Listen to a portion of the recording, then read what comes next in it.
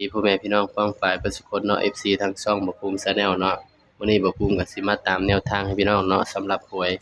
ลาวสตาร์เนาะพี่น้องเนาะก็มาเบิ่งนำกันเลยพี่น้องสำหรับลาวสตาร์เนาะ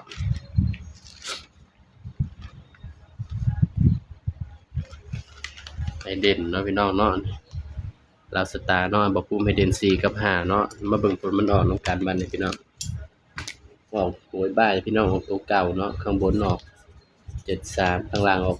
16เพราะว่าเมื่อวานนี่ก็16ก็ออกไปเลยเนาะพี่น้องเนาะ61เมื่อวานนี่มันก็มาออกอีกมื้อนี้พี่น้องเอ้ยเสียดายอยู่พี่น้องรุดนี่เนาะรุดพี่น้องสำหรับตัวเด่นบ่มาเนาะนี่ก็ถือว่ารุดเนาะพี่น้องเนาะให้47ออก3773เนาะแต้มเดียวเนาะพี่น้องเนาะก็ต้องขอโทษขออภัย FC เนาะพี่น้องเนาะตัวเลขก็มีเข้ามีรุดเนาะพี่น้องเนาะให้เพื่อเป็นแนวทางเนาะพี่น้องก็ไปตามกันต่อเลยพี่น้องมันสำหรับงวดวันที่1พฤษภาคมเนาะพี่น้องเนาะสำหรับงวดวันที่1เด้อพี่น้องเด้อบัดงวดแรกของเดือนเนาะก็ขอให้ปังๆเนาะพี่น้องเนาะสำหรับหวยลาวสตาร์งวดแรกของเดือนเลยเด้อพี่น้องเด้อบัดสำหรับหวยลาวสตาร์เนาะ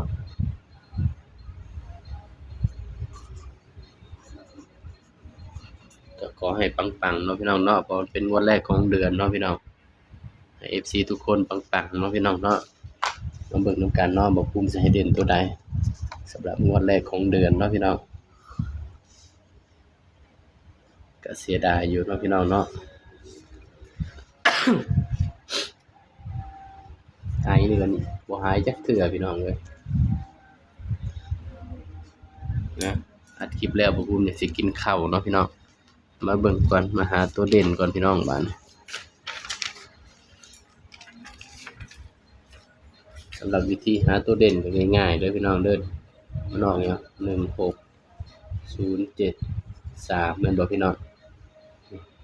เอานี่เนาะนี่2ตัวหน้าเนาะพี่น้องเนาะนี่หรือว่า2ตัวหลังก็ได้เนาะนี่1บวก6เท่ากับ7คือแต้มเอาไว้ได้เด่นนี่เนาะ78นี่พี่น้องเนาะนี่สำหรับตัวเด่นตัวอื่นเนาะให้เด่นไปที่7กับ8เนาะพี่น้อง4 7ให้เด่น7กับ8เด้อพี่น้องเด้อสำหรับเวลาสตาร์เบอร์อื่นเนาะพี่น้อง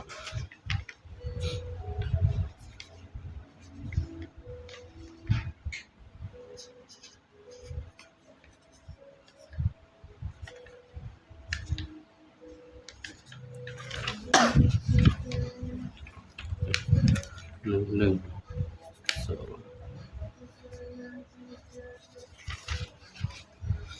2สำหรับตัวเด่นเนาะให้เด่น7กับ8เนาะพี่น้องเนาะนี่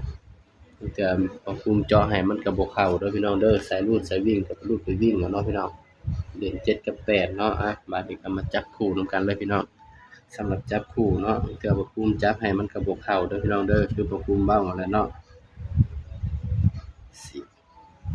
1 4 4 7 9พี่น้องจับคู่นำกันเนาะบัดเฮาก็จับ7ก่อนเนาะพี่น้องเนาะตัวเลขก็เป็นเพียงแนวทางเนาะพี่น้องเนาะมีเข้าแล้วก็มีหลุดเนาะพี่น้องเพราะฉะนั้นก็โปรดพี่ๆพิจารณาเนาะในการรับชมเนาะพี่น้องเนาะ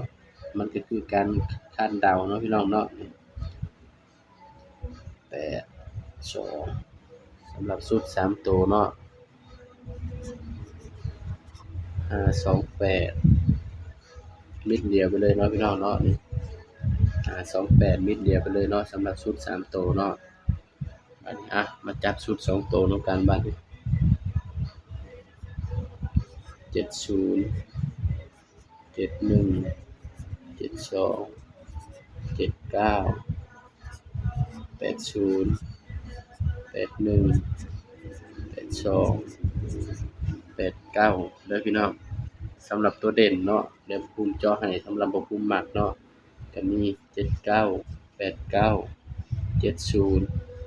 80อันนี้คือตัวบ่ภูมิมักเด้อพี่น้องเด้อบางเทื่อ FC มักบ่คือกันก็เป็นไปได้เนาะพี่น้องเนาะแล้วก็71 81นี่เนาะสำหรับแนวทางหวยลาวสตาร์เด้อครับ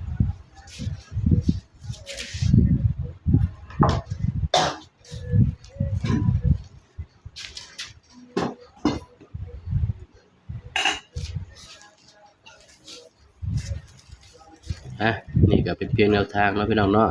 สำหรับหวยลักษตาของงวดวันที่